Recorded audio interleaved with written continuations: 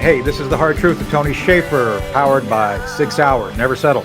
I had a choice of what I carried in combat. I always carried the best. The best is 6 Hour. I suggest you carry the best as well.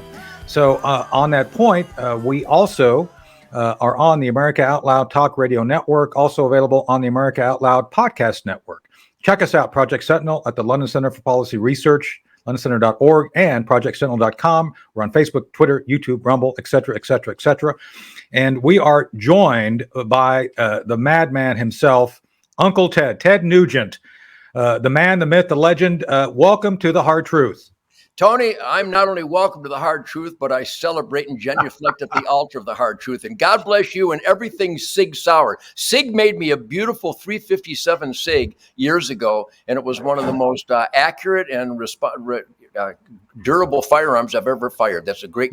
So I carry. This is what I carry right now. The 45, the compact. So when you grow up, get yourself a 10 millimeter. But anyhow, the point is that all guns are all good as long as they're loaded and nearby. So that's what we're going to do. And I've obviously got, you just saw mine are nearby. I've got a long gun just across the way. I've got 3 acres I got to defend. So I'm with you, Ted. Yeah, there you go. See, there you go. And so we're here to talk about the Second Amendment. But first, you know, you are one of my favorite bad guys on Miami Vice when you played Charlie Bassett. Yeah. And you and Gordon Liddy were the two worst, or I should say the best badass bad guys. And I, by the way, I don't know if you knew this, I was actually working undercover on the streets of Miami doing spy stuff during the time you guys were filming that in Miami. Believe it or not. It was a great experience, and thank you for that. I hear from people all the time. I guess it's on YouTube and all this wild gonzo technology out there, but I had a great time doing it. Yeah. And I have some really intense, fascinating stories about the firearm I carried during that time, and the firearm I used as Dirty Charlie. But you got to admit, I'm a great actor because I'm one of the nicest guys you'll ever meet. I'm so sweet. I'm almost like Mother Teresa with 2 10 millimeters. The point is that I played a murderer, a woman beater, a drug runner, and a destroyer of Porsches. So I had to really, really act to do all those stuff. And by the way, if you want me to go into the details, it was fascinating. The exchange I had with the armorer on the set. And if you want me to go into those gory details, I think all of our gun-loving friends out there celebrating the Second Amendment would be fascinated by how fascinated I was with the exchange I had on a daily basis with the armorer on the set of Miami Vice. By the way, my Simply Miami Vice episode is the number 2 rated Miami Vice of all times. I'm quite proud of that. And then one of the best songs to come out of Miami Vice was Little Miss Dangerous. Oh my goodness. Well, I married Little Miss Dangerous. I was always for Little Miss Dangerous. I had to screen and audition many Little Miss Dangerouses before I found Shemaine Nugent. So if you see a smile on my face that actually hurts, that's why. I married Shemaine Nugent, the Queen of the Forest. She has a real America voice, faith and freedom. She has become such a warrior for God-given individual rights as outlined in the Constitution and Bill of Rights. My wife, Shemaine, in fact, she has a new book called Killer House. Go to Amazon and get Shemaine Nugent's book, Killer House, identifying how we went through life-threatening toxicity thanks to our government and the scamming construction industry. But my point is that the song Little Miss Dangerous is the sexiest lick in the history of noise, and I plead guilty. Yeah.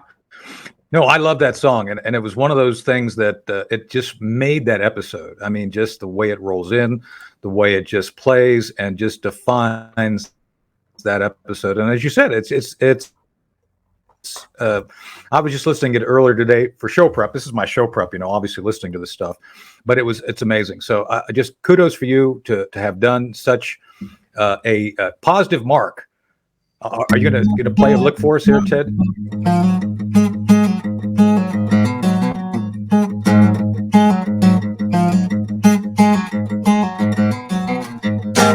Yeah. Man, I want to just have sex right now.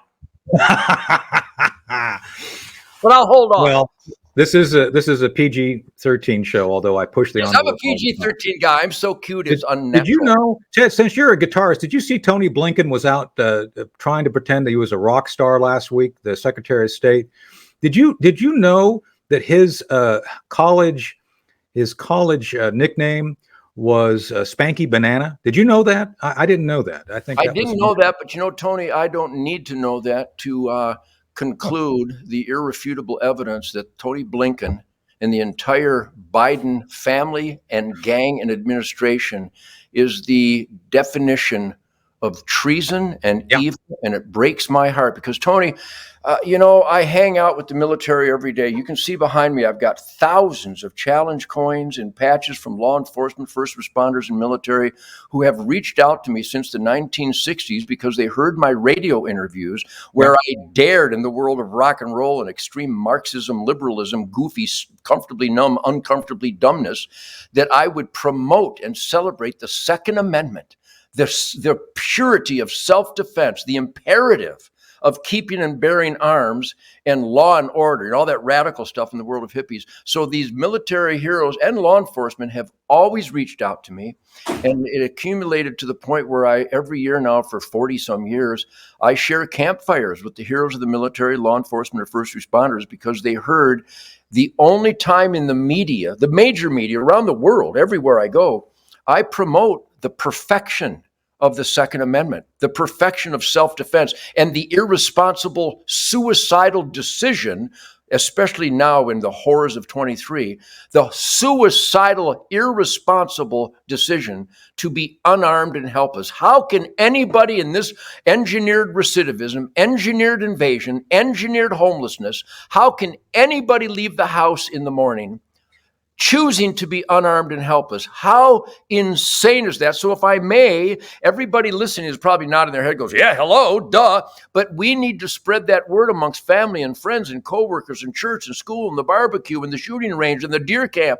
We need to spread the word. If you're unarmed and helpless, you're unarmed and helpless, and the engineered recidivism is looking for you. And if you're unarmed and helpless, when the engineered recidivism finds you, you will be a victim. I guarantee it. Right. Don't be a victim. I'm 75 years clean and sober. I've been carrying a gun every day of my life, except when I'm in the presence of the great Donald Trump.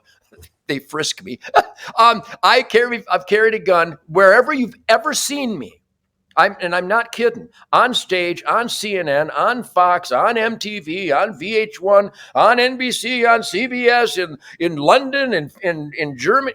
I've never been unarmed and helpless, and I always have a clean handkerchief. Call me weird, but we are literally asking for victimization today when we mindlessly choose to be unarmed and helpless. What a disaster that is. Oh, I know. And look, I was taught early on. I'm like you. By the way, I'm sober 31 years now. God, the time has flown. Anyway, and to that point, I was taught to have guns from the beginning. I was given a .22 rifle, told to go out and shoot things in upstate New York and figure out how it worked at 14. Yeah, and look, I'm a spy, retired spy.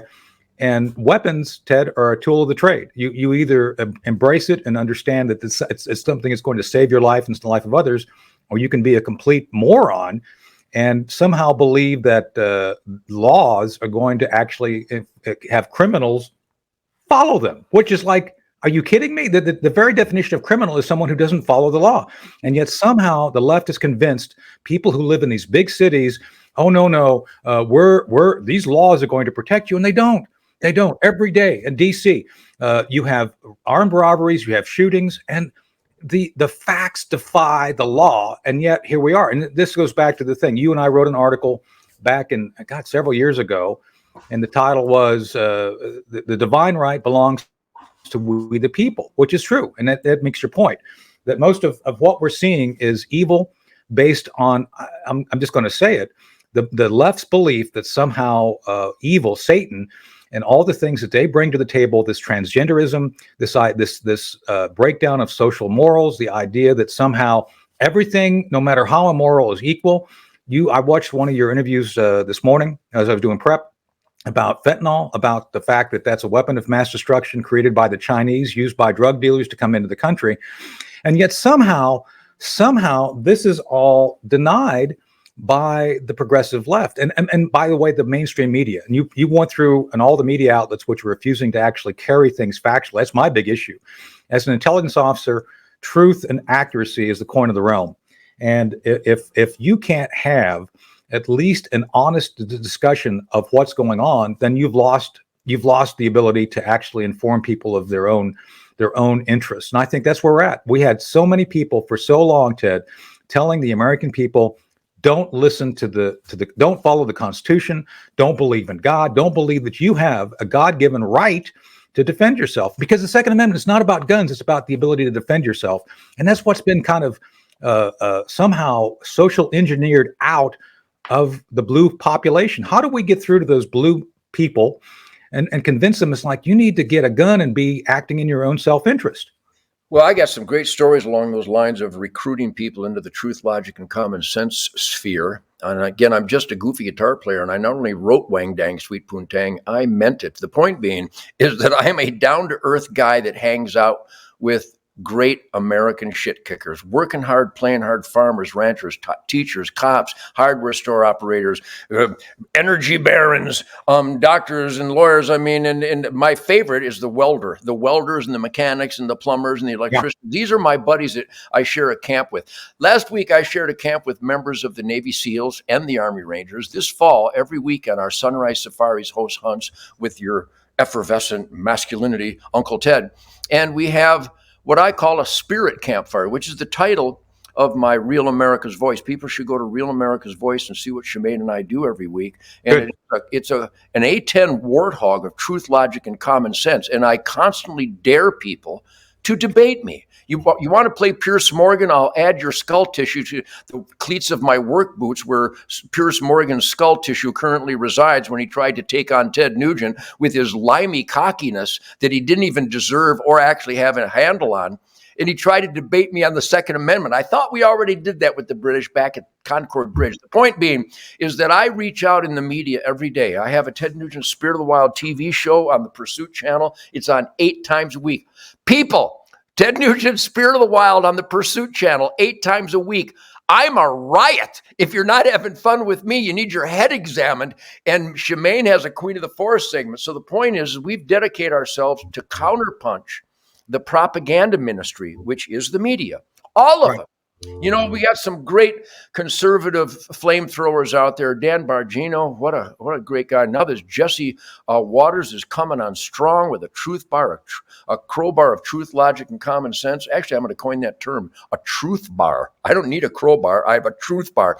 And Sean Hannity does a great job. Laura Ingraham, some of the Fox people, Lars Larson, the Great Northwest, Joe Pags on the radio, Mark Davis in Dallas, Michael Berry. We got some great conservative talk people that I do interviews with all the time. And to your inquiry, I promote and celebrate that God gave me this life. Right. And if you're unarmed and helpless, and again, I'm going to, another term I coined, Tony, it's engineered recidivism. They got guys shooting and stabbing and baseball batting and raping and carjacking and murdering, and they let them out. Right. Do it again. And it's on film. And there's no jail time for a guy that stabs people. No jail time for a guy who randomly smashes someone in the back of the head with a ball bat. That guy needs to die. Right. You need to duck, turn around, and give him 4 in the middle. I'm telling you, it's an extreme. That's the point. Now, you and I are sitting within arm's reach of probably each of us a dozen weapons, right? And I can more like hundreds where I'm in the man cave cuckoo's nest. I'm not going to show you here, but I'm down to about 1 million. There's a 840 horsepower right there. Ooh. I'm down to about 6,000 arrows. Yeah. About 1 million rounds of ammo. I've got at least 100 long guns. I like the discipline of marksmanship. I like the discipline of mystical flight of the arrow, martial arts, firearms control, and what I call projectile management. It's the ultimate martial arts. Right. And so I get a kick out of it, even if I don't consider the imperative of self-defense, but it translates into readiness that when I have a date with Mrs. Nugent, and if I encounter a recidivistic monster who may interfere with my return to Mrs. Nugent, he or it will lose, because I love this gift of life. I have a moral, spiritual, intellectual, physical responsibility to safeguard this precious gift from God. So I'm never without the tools necessary, i.e. firearms. So that's my point. So, but you have skills, you have ability, you have the interest to do it. So, and by the way, Ted, just so you know, I do have a 10 millimeter. This is the 10 millimeter SIG. I have a 10 millimeter SIG. That's a great 10 millimeter. Saying, I do carry the 10. I just don't advertise it. Just saying. So yes, I do like the 10. But that's my point. During our conversation today, I can almost assure you that these guns are not going to wander off and shoot people. Right? I guarantee it. Guarantee it. And that's the thing. They try to blame technology for the very things you just said. The fact that they won't lock up criminals who will go out and murder, and they go back. It's like Chicago, Ted. You know, literally, you were safer in Kabul, Afghanistan, than you were in Chicago during. And I was there. Yeah, I mean, this is how insane it is, and yet somehow they blame us for their lack of ability to understand the root cause. And one of the things I deal with, I live in rural North Carolina, a little county called Chowan County. The whole county is 14,000 people. It's wonderful. The home of Mark Robinson, my number one hero in America, the Lieutenant Governor of North Carolina. Yeah. So I know Mark, and he's been here, by the way. So that's my point. It's like everybody here, you know, the people I deal with carry guns. They're all great. Open carry. Everybody's cool. And you know what? We don't have a problem with criminals. We don't. And yet somehow, if you want a problem with criminals, you have to head straight for a Democrat-controlled hell zone. Right. In every instance. That's why when they recommend that Gavin Newsom might be fodder for the president of the United States, I go, so you want the whole country to be the feces and needle, homelessness, unleashed violent crime world like San Francisco. So that's your goal, is to have Gavin Newsom, who has created the worst, most dangerous, no quality of life conditions. You want him to do that to the whole country. I'm going to give you a quick story that I think you'll really appreciate. I went to Fallujah with Toby Keith, the great Toby Keith. Everybody should pray for my friend. He's going through some cancer difficulties, but prayers will help. Toby Keith and I went to Fallujah in 2004. And I'm going to Fallujah, and I saw the footage of the operators hanging from the bridge in their charred bodies and dismembered bodies. And I went, you know why they're hanging from the bridge? They were unarmed and helpless. They couldn't carry a gun in Fallujah. My brain rejected the premise. I carry a 10 millimeter or two and at least 4 magazines every day of my life. I mean, just going to the store for milk and bread. I mean, unless somebody can say, no, you won't need it here. There's no such place as you won't need it here. So when I went there, I carried my 10 and I had 12 magazines on my belt, hoping that some raghead son of a bitch would try to swing me his AK on me. Because they always had their AKs behind them, because they knew that their victims were helpless. And my point is, I performed for the Marines during a time where they had a lot of casualties. There was a lot of emotion there. And Toby and I made great contacts and connections and friends with the U.S. Marine heroes. They're my Semper Fi blood brothers. They call me Chesty Puller with a Glock and a guitar. And when I got up, I thanked them and said that their sacrifices will never be for naught, because we the people know that freedom ain't free. I pushed all the right buttons that were sincere and honest as can be. And I lifted up my shirt and showed those Marines my pistol and my belt full of magazines. They went crazy because they saw the optics, the fruition of their sacrifices from an American who was utilizing the freedoms that their blood and guts paid for. Here's the clincher, Tony. When I got off that stage, somebody in charge, somebody who thought they were in charge, came up and wagged his finger in my face and said, how the hell did you get that gun in here? And I got right in his face and I said, I got it here by those flag-draped coffins that we saluted yesterday. I got my right to keep and bear arms from those dead bodies yesterday. Any questions? And the Marines next to me, they'd never seen anybody talk to their commander like that. How dare a member of the military that we've seen devolved into this Mark Milley embarrassment and this We could talk about Mark. I know Mark. Anti-freedom, anti-patriotism, military condition today. But how dare you ask me how I got to keep and bear arms after we did a salute to a parade of flag-draped coffins that died for that right, Tony. Right. He had no response because there is no response. No, he was wrong. I was right.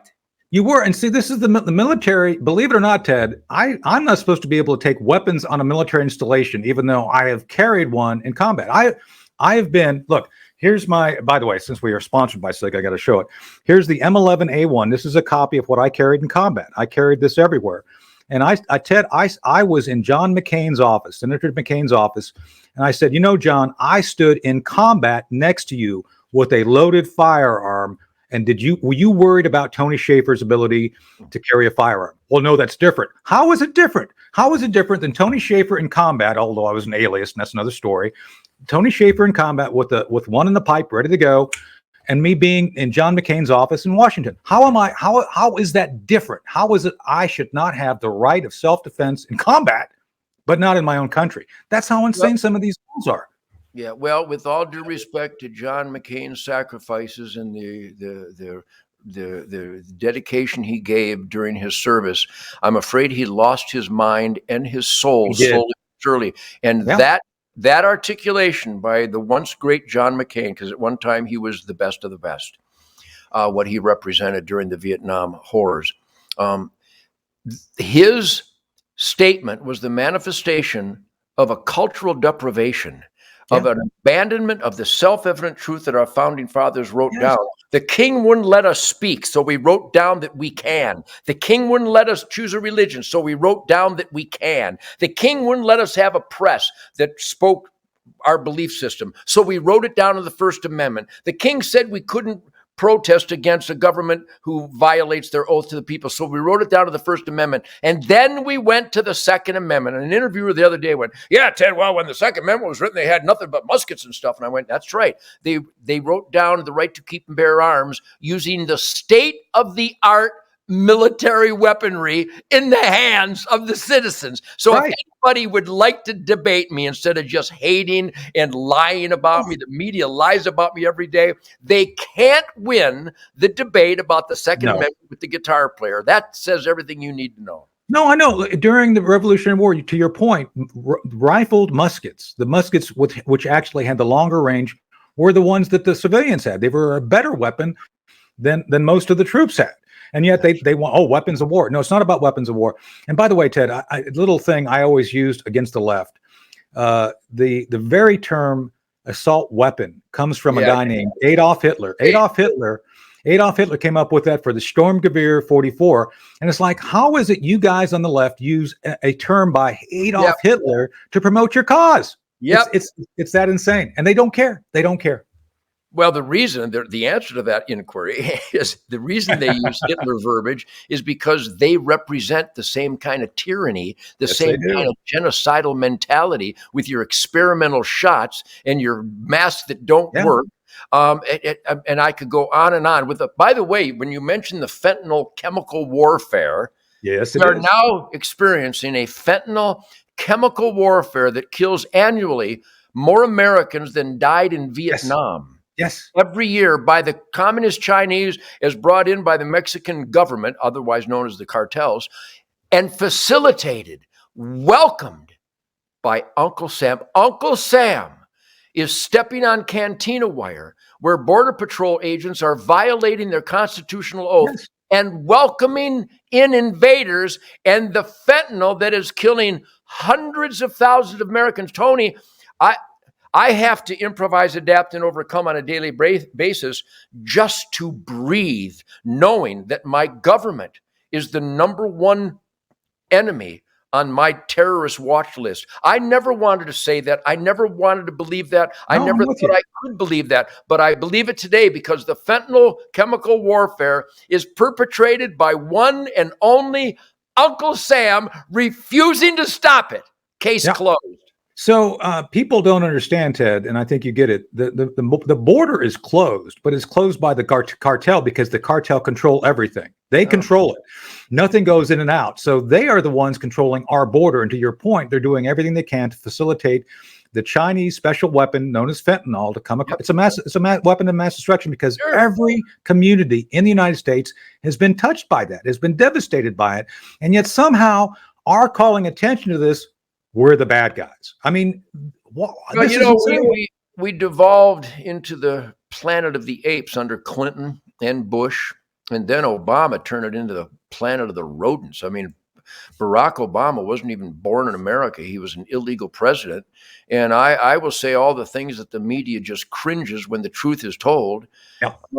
And now we got this freakazoid devil in the White House. This is not America. It's everything our government is doing right now is wrong. Every bureaucracy is not only untrustworthy, but evil. I give you the USDA food pyramid that recommends the chemical warfare of Lucky Charms down into fake meat created in a laboratory.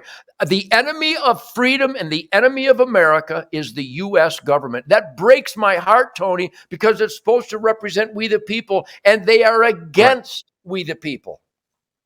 So, Ted, we got to wrap it up. This has been a fast half hour, but I'd like to, Nancy wants to join us next time. So hopefully you and Nancy, you and I want to talk about something called Red Swan, because we've come up with a plan we want to use to basically make them overreact and start recognizing that they're about to crash the entire circus on their head. So we'll try to have Nancy. Oh yeah, and I'd like show your flag. And this is on tednugent.com, right?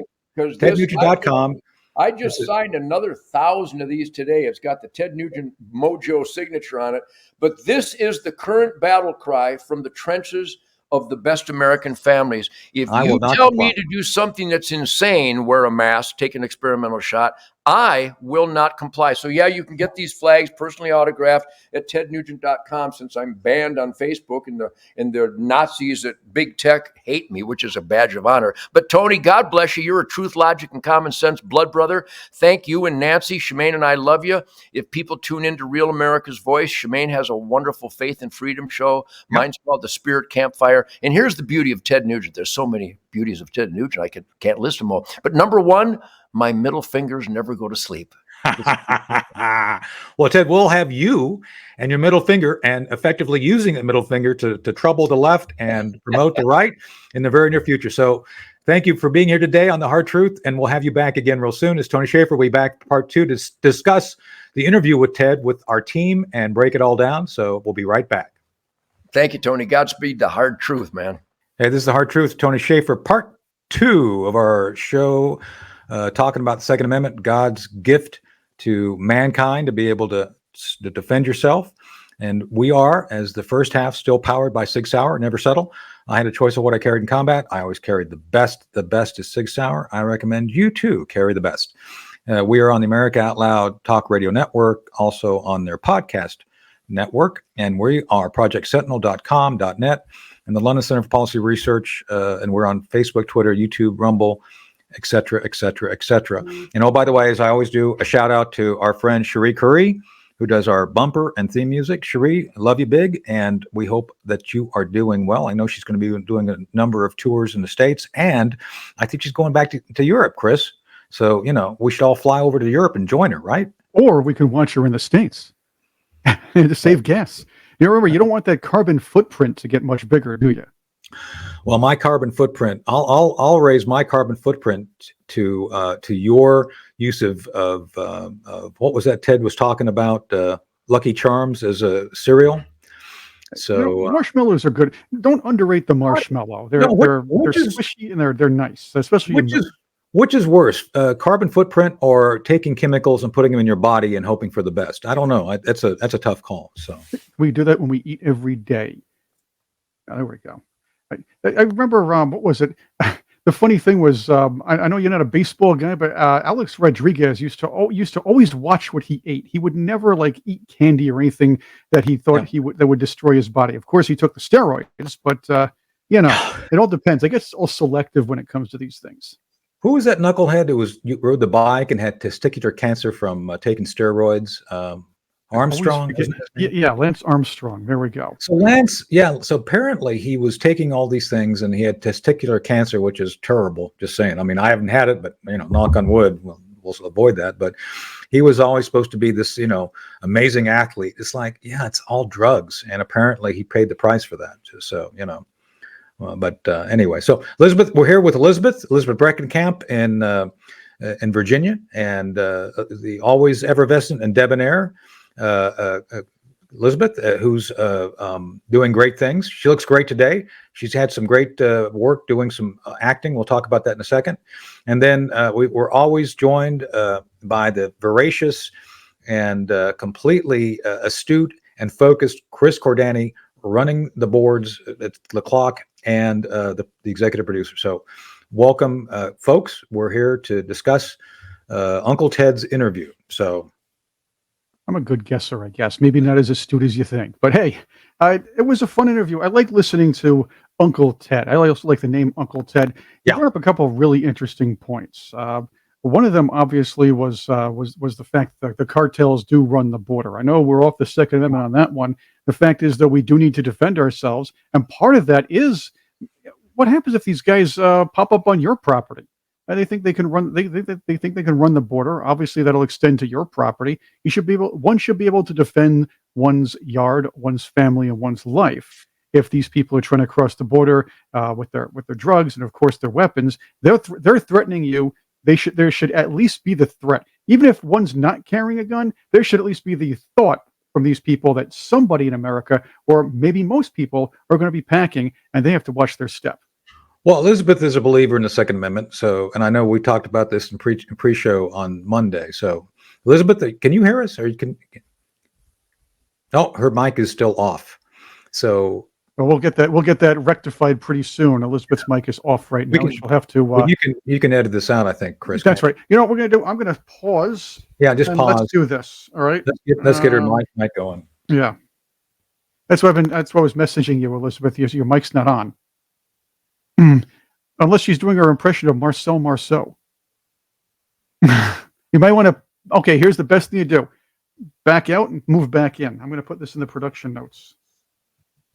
Okay. Come back. Can you hear me now? Now I can hear you. Okay. Okay. You still got to lower that. You're overmodulating. Sorry, I'm so loud. So do we want to start again, or do we want to just pick up? Gosh, I'm so sorry. Which is better for you, Tony? The flow would the flow be better if we just picked up start over? It's only been 4 minutes in. Let's just start over. Okay. Okay, I'll try not to be so loud. No, you're just if you're back a little bit from the mic. Yeah, back a little bit from the mic. Maybe that'll help. Okay. Okay. All right, here we go. 5, 4, 3, 2, 1. Hey, this is Hard Truths, Tony Shaffer, part 2. We're going to break down our discussion with Uncle Ted, Ted Nugent, tednugent.com. Man, what a wild man he was. And then, so we are joined by the debonair and extraordinary Elizabeth Breckenkamp, who is in Virginia today. And then we got the ferocious and always focused Chris Cordani, chewing up everything before him, he's like the Pac-Man of media. He's like always kind of chomping away and trying to get things done. So here we are. Get me sometimes, though. That's right. And we're still powered by 6 Hour. Phase 2 of the show is always powered by 6 Hour, never settle. I had a choice of what I carried in combat. I always carried the best. We're going to talk more about that in a second. We're on the America Out Loud Talk Radio Network and their podcast network, and we're at projectsentinel.com.net.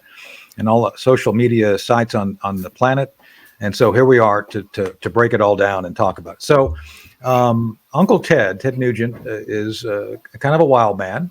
And I think he's correct. I think his perspective on God, on the fact that so much of what's going on with the government has become an extension of the Democrat Party. The Democrat Party, I guess I might get in trouble saying this, but I think they like Satan a lot. I think they're like friends of Satan. It's like, I think, what's that song, Chris? The Weight. I saw old Carmen and the devil walking side by side. I think the Democrat Party is Carmen now. You know what I'm saying? I think it was. They were very upset about the guy in the Charlie Daniels song, Johnny, who beat the devil with the fiddle. So they're trying to get back. They've been trying to get back at us ever since. That's why they destroyed country music. in the 90s. Well, yeah, they try to. Yeah. So Tony, you were talking about obviously the Second Amendment.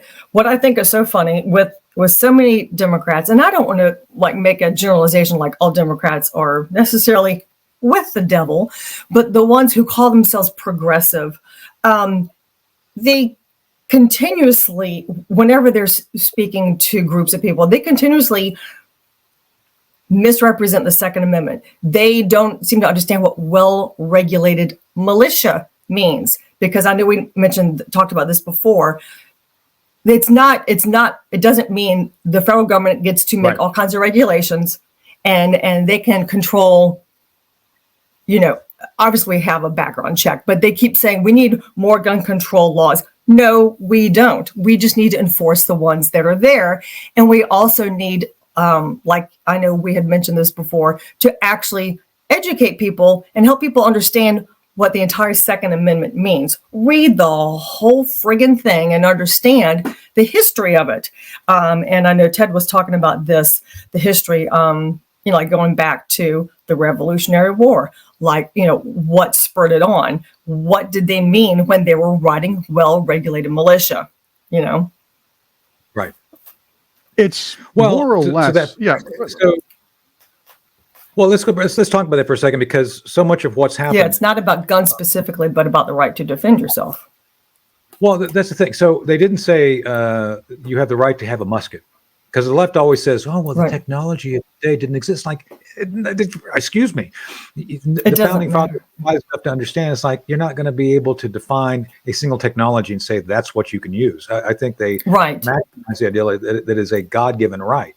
And one of the things I think we could agree upon, and Ted would probably agree upon if he was here still, is that last time I checked, says one nation under God. And I'm sure the left gets driven crazy by that. I know they've tried to take God out of the Pledge of Allegiance as well. And they take them out of school. Well, they take it. Yeah. So this is, I think, the concept overall, and this is what the point of Ted's editorial was that he and I did a few years ago, which is basically you have the God-given right to defend yourself. There's no human being on the planet that says you must take a knee and follow what I tell you regarding your own personal safety. And this is something that I think that the left has been amazingly gifted in redefining away from the facts, because according to them, all power comes from the government. The government can tell you what you should do, when you should do it. And oh, by the way, that's part of what their scheme is. It's like taxation. I heard Chucky Schumer. I think he's one of your guys, isn't he, Chris? Isn't he from New York? Oh yeah, he's the New York senior senator with his parrot on his shoulder. What's her name? Kirsten Gillibrand. Senator too. Anyway, but I digress. He was saying, well, the government is letting you keep more of your money, and so it's like, excuse me. The government should have no ability to keep any of your money. It's like you don't have automatic right to my money. Yet it's from their perspective, what's yours is theirs, and they with impunity can tell you what to do. And I think it's a very dangerous thing. And I agree with Ted on this, is that we have gotten so much essentially regulation from the federal government that has become an extension of their political philosophy. So thoughts? Yeah, there's way too much regulation. Oh, go ahead, Chris. I want to get back to your well-regulated militia, because this has often been misinterpreted over the years. The idea that people seem to get is, well, you have to organize, at least have some of these local organizations of people having a set chain of command and everything else where they can actually be able to operate such arms. No, the idea is you have to, a well-regulated militia kind of really means that you have the right to defend yourself. You can put yourselves together, and maybe your neighborhood can defend itself in that respect. But it's not regulated by the government. Right. Regulated meaning trained more than anything else. That was Ted's point, is that he is well trained and well versed in firearms. And the other thing that the left continues to forget is the one thing that is from that era. A militia is the people. That's us. There was no, at the time, concept for a standing army. As a matter of fact, the founding fathers who actually read the Federalist Papers, many of them did not want a standing federal army because of the fact that we wanted to be a peaceful people, which I still think we should do. Just saying. Right. Yeah. And the idea is that there would be a minimal, permanent federal presence that would rely on the people to come together for a collective defense when necessary. So that's why the Second Amendment is written that way. The militia is that which is made up of the people, and the people have to be well armed to be effective. Right, Chris? Is that it? Exactly. And Exactly. Yeah. one can actually define a militia as maybe a small group of people within a neighborhood, or maybe a family or some kind of homesteading area to protect themselves and their neighbors, which is basically what neighborhoods should be doing in the first place, whether it be hand to hand with weapons or without. Intruders, whether it be an enemy intruder or maybe the government kind of coming down on you. That's what the Constitution has been designed to actually purport to allow us to defend ourselves. The idea was it was supposed to be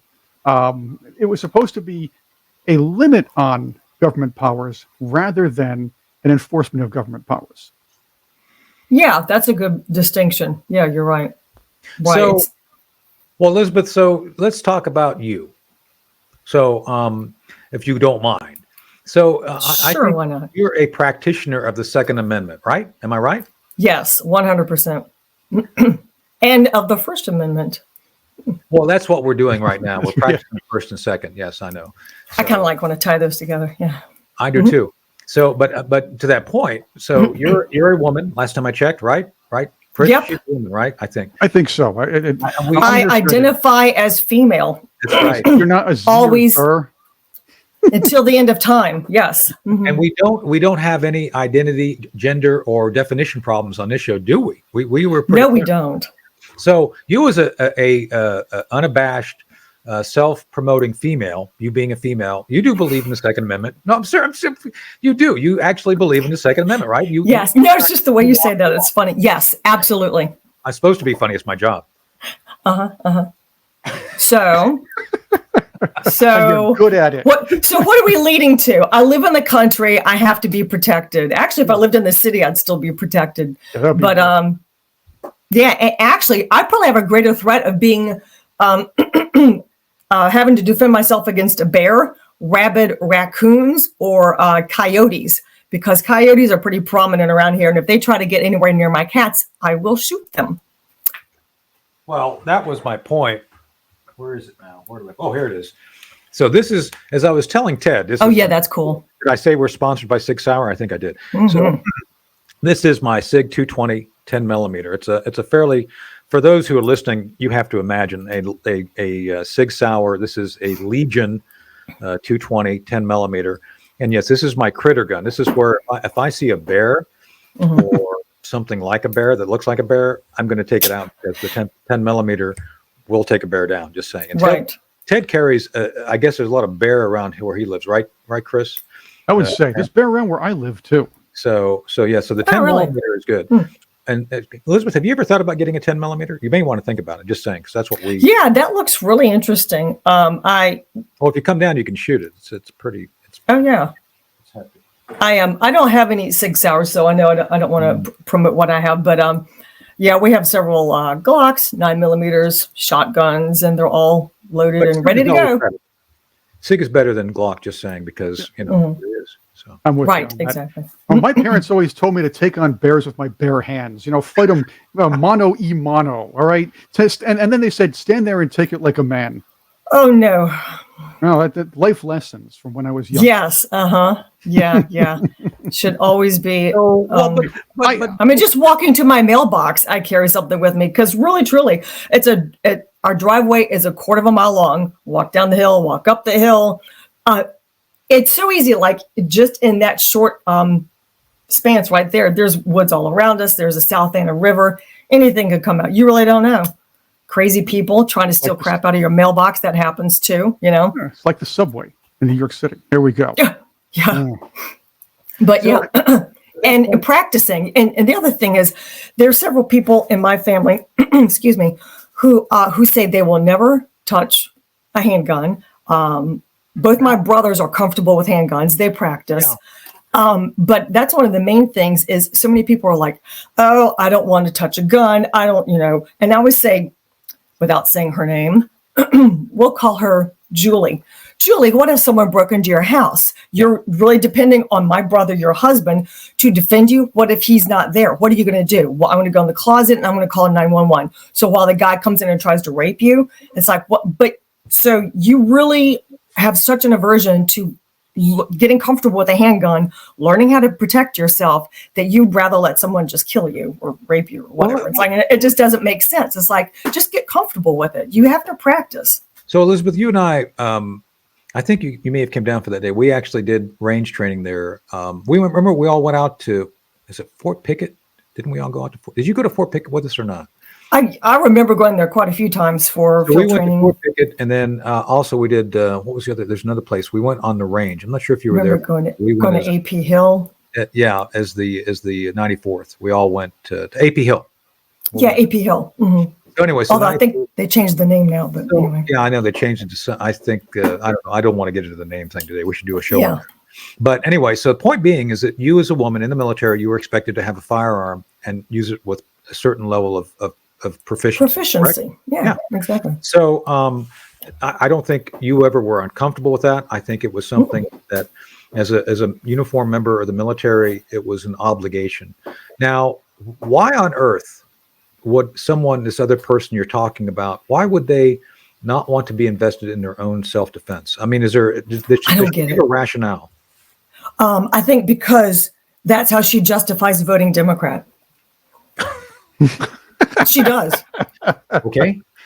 Yeah. Almost everyone in my family votes Democrat except for me, my husband, and my mom.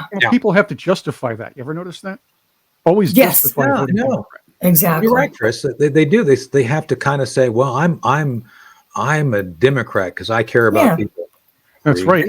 And it's okay to admit you're wrong, Well, the idea is you're a bad person if you don't vote Democrat. That's in the Saul Alinsky book, by the way. I'm gonna have to bring that up. I like bringing it up. Saul Alinsky, yes. That's right. Clinton, Hillary Clinton's hero. Speaking of Hillary Clinton, it's about that time again, Tony. Oh, no. Is she joining our show? No, it's the wonderful. What did Megyn Kelly? Who was it that said that?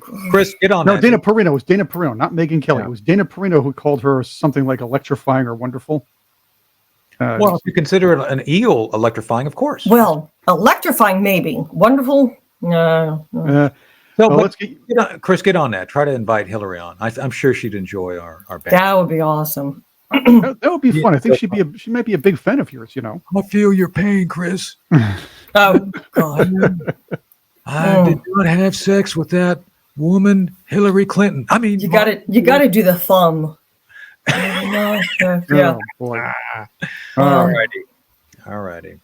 Okay, Tony's Here we go. It is time for Tony's Takes, and that is also powered by Sig Sauer. Never settle. I'm not a settled person. I'm the opposite of a settled person. I'm a non-settler. Especially with Ted Nugent on the show.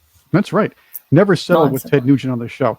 He did bring a lot of very interesting stuff on board there, though. Let's get your take on a few really interesting things that are happening now. All right.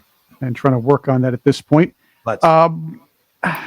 I heard recently Congressman Strong was saying America has become the world's dumping ground for illegal immigration. This goes back to what Uncle Ted was saying as well, that the cartels are controlling the border, not the Americans. What's your take? So the fact is that we have now had so many people come across that they are the equivalent of the 11th largest state in the United States. That is to say that the population over the time that the Biden administration's been in charge, we have now enough people to populate the 11th largest state in the union. So my vote is let's give them Oregon and call it a day. Well, maybe the left part of Oregon. It's like, okay, there you go. You can have Oregon. Yeah. We'll get everything else. You get Oregon. So there you go. That's my take. Let's give them a state. And let it be the bluest of blue. Let them blue themselves to death.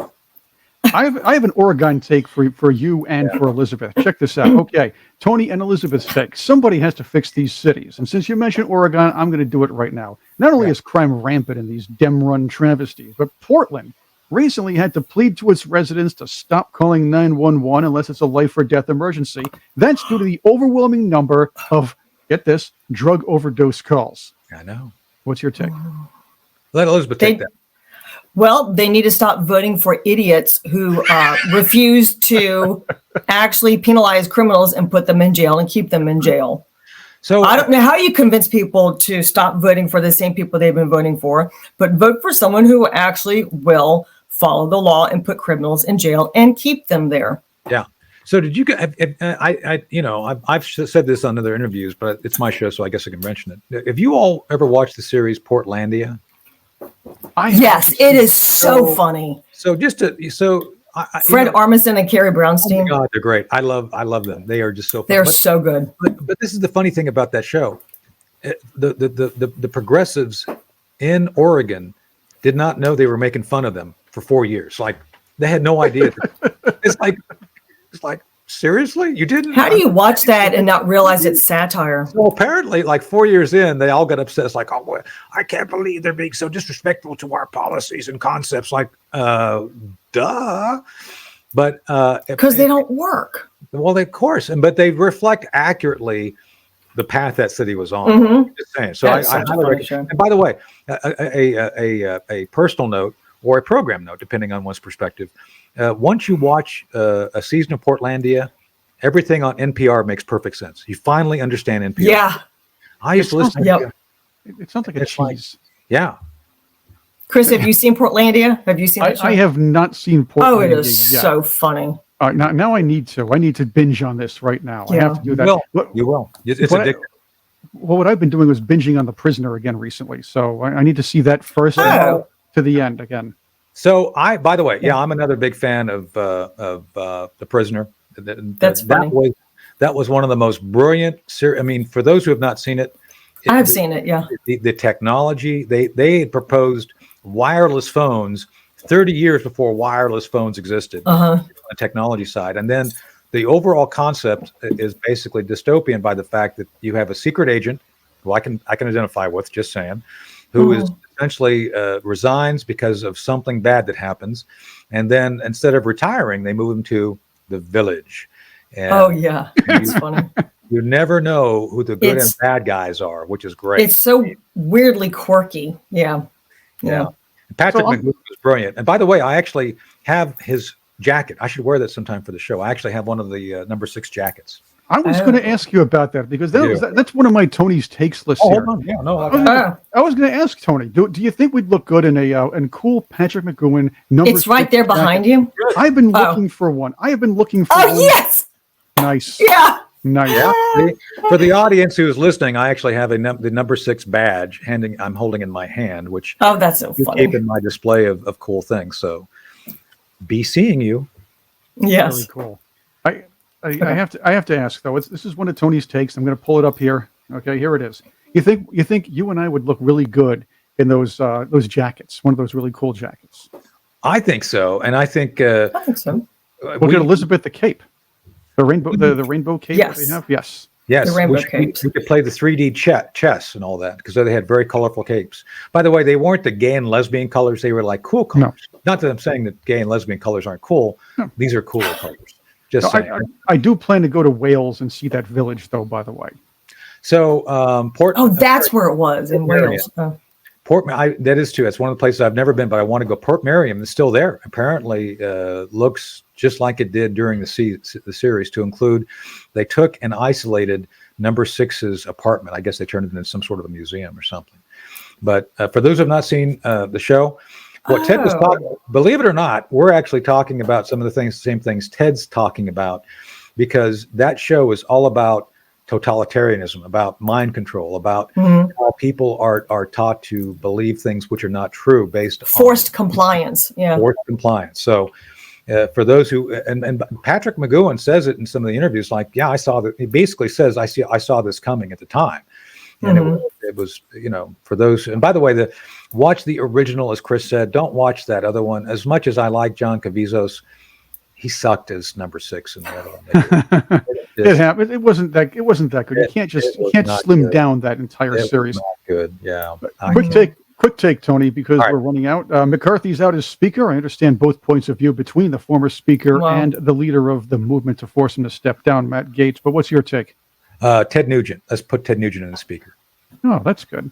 As a matter of fact, get Ted back on the phone. Tell Ted that we want to nominate him to be the Speaker. So let's play that out. I like That would be cool. Huh. What would happen if, by some bizarre twist of fate, say Eli Crane, who we've had on the show, Eli says, "Hey, I'm going to nominate the madman from Detroit, Ted Nugent."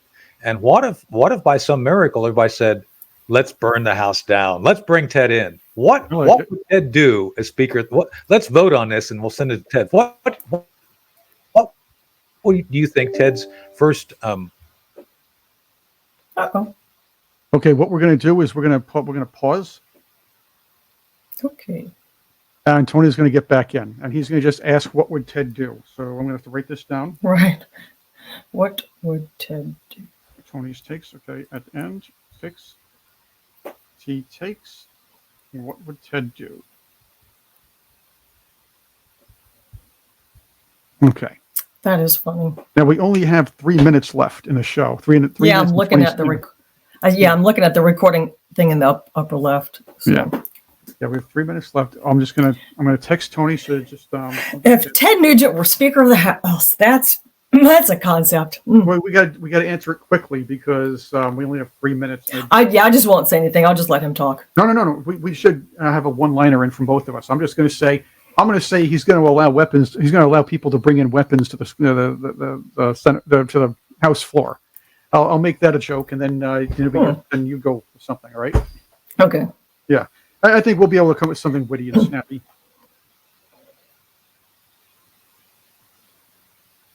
Oh, where'd it go?